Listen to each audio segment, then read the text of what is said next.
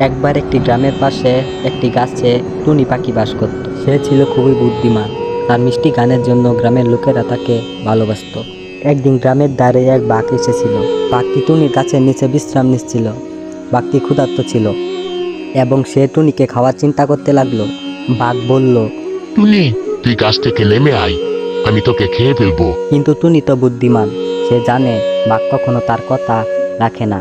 তাই টুনি বাঘকে ফাঁকি দেওয়ার জন্য একটি পরিকল্পনা করলো।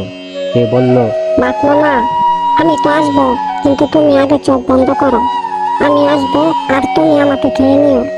বাঘটি টুনির কথা শুনে খুশি হয়ে চোখ বন্ধ করলো। কিন্তু বাঘের চোখ বন্ধ করতেই টুনি উড়ে গিয়ে গাছের অন্য ডালে চড়ে গেল। বাঘ অপেক্ষা করতে করতে এক সময় বুঝতে পারলো যে টুনি তাকে ধোঁকা দিয়েছে।